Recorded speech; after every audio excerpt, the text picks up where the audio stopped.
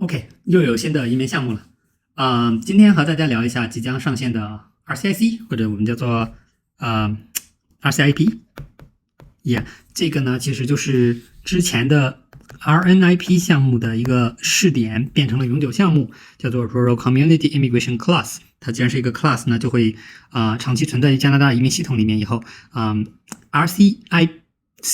yes OK。那这个项目呢，其实是基于 RNIP。它的一些操作，然后呢，整合了 AIP。如果大家有了解大西洋的移民项目的话呢，它汲取了 AIP 的很多相关的规则，合并整理更新，推出了 RCIC 这个移民项目。在 RNIP 期间呢，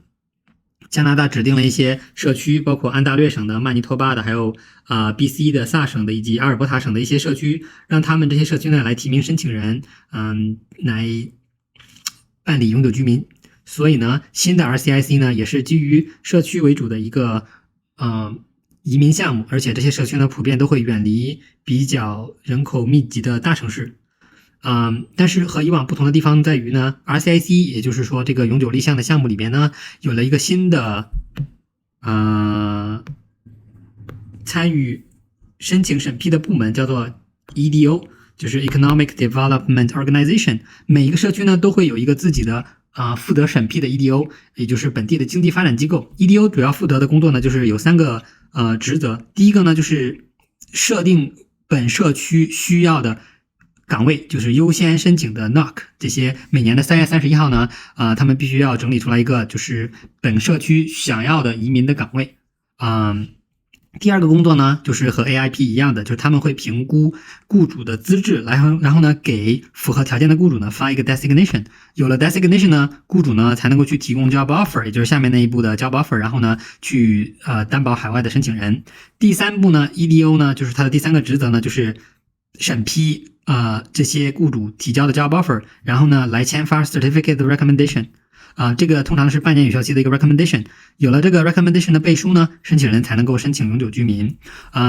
类似于 AIP， 也类似于以往的 RNIP。这个新的移民项目呢，同样的大致上分为2个大的方向，一个就是基于工作经验的申请，另外一个就是本地的毕业留学生的international graduate class。之后呢，我会详细的给大家展开讲讲对于雇主以及对于 job offer 和工作经验以及留学生各方面的详细要求。好的，我们再来快速的看一下RCIC 这个项目对于雇主资质的要求。这个呢其实就完全照搬了 AIP 项目里面的要求。EDO 也就是经济发展机构，他们在审核雇主资质的时候呢，有一些特定的规则要求。比如说，首先公司必须是 active in business， 就是主动经营，同时呢过去2年内呢没有更换过管理层，这个其实跟 IP 是一样的。同时呢要求呢公司必须是主动经营的区域呢主要在这个 community 内，也就是它是一个 location 限定的，就是要在这个社区内主动经营。同时呢，公司的业务主业发展需求呢和EDO 设置的这些紧缺岗位呢是能够挂上边的，就是说它有一定合理的岗位需求。同时呢，也要求这个岗位呢必须75%的 performance， 就是75%的工作职责和内容呢都是在社区范围内的。另外一个就是雇主呢，如果想要拿到资质呢，就必须完成特定的培训，包括 onboarding， 包括 intercultural training， 这个其实和 AIP 也是一样的。另外一个规定呢，就是这些企业就是提供工作岗位的雇主呢，不能够是亲属，就是 family member 或者是配偶这样子 arm's length 的关系。我们再来看一下 RCIC 这个类别的工作 job offer 语言，还有就是资金和学历方面的要求。首先呢，工作 offer， 因为这个 RCIC 它本质上还是一个雇主担保，也就是 employer job offer 类别的移民项目，所以呢，对于 job offer 本身呢是有一定的条件要求的。首先呢，需要在我们每一个就是 EDO， 也就是社区的经济发展支持机构的优先岗位列表上，所以不是随便一个岗位都能够申请的。其次呢，对于薪资呢也有一定的要求。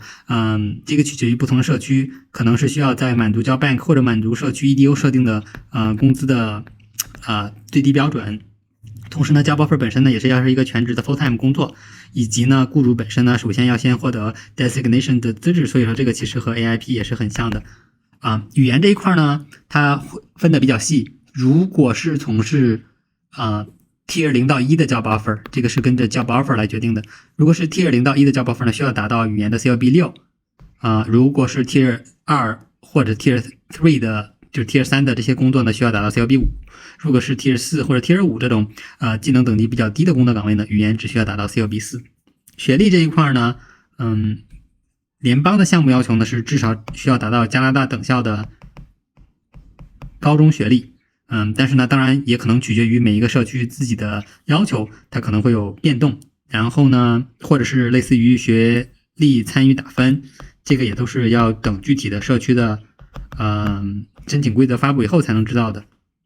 最后一点就是关于定居资金，这个定居资金呢会稍微比AIP 项目高一点，它要达到 50% 的 LICO。假如说LICO 也就是这个最低的生活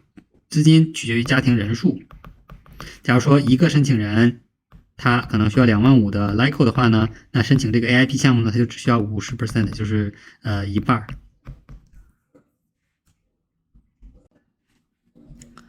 好的，我们最后再来看一下工作经验的要求。这个可能篇幅稍微多一点，因为工作经验呢要求的比较细，以及要涉及到留学生这些不要求工作经验的情况。对于通过工作经验这种方式申请 RCIC 的话呢，政策规定是要在过去的3年内有1年的工作经验。换个颜色。然后呢，这个工作经验呢必须是 continuous， 也就是不间断累积的1年。同时呢，取决于这个雇主提供的工作的岗位的等级呢，对于符合条件的工作经验呢，也有很详细的划分。这一部分呢，其实也参考了AIP 里边的一些规则。如果工作岗位是0和1 tier 的呢，那可以用0、1、2、3这种不同等级的 tier 的岗位来满足要求。如果工作岗位job offer 是 Tier 2的呢，那可以用1、2、3、4 tier 的工作经验来满足工作岗位的要求。如果是 Tier 3和4的呢，可以用工作经验为 Tier 2、3、4的这些工作经验来满足要求。那如果是 Tier 5，就是最后一个等级的，也就是最低等级的这个工作经验呢，只能用最低等级的不好意思，最低等级的 job offer 呢，只能用最低等级的工作经验来满足要求。但是有一个例外，那其实这个例外呢也和 AIP 是一样的，就是护士护工这个行业护理护工这个行业呢，如果有注册护士，就是这个 NOC 31301的这个岗位的工作经验呢，是可以用来满足护士助理、注册护士以及比如说更基础的家庭护理或者是儿童护理这种 home care support 这些岗位的工作经验的要求。以上呢，这就是工作经验这一块的要求。如果是本社区毕业的留学生大家都知道，就是说如果是社区内的留学生毕业了呢，他是不要求工作经验就能满足最低申请条件的。所以呢，很多留学生会在选择偏远地区读书，因为毕业以后呢，就有机会去参加一些符合条件的 RIP 的项目。这个规则呢也保留到了正式项目里当然呢，学习本身呢是必须要全职学习的，所以 part-time study 呢是不满足条件的，必须是全职的学生读书毕业。然后呢，在毕业后的1年半内，18个月内呢要提交申请，也就是说要找到工作，然后呢再加上交 PR 申请。OK，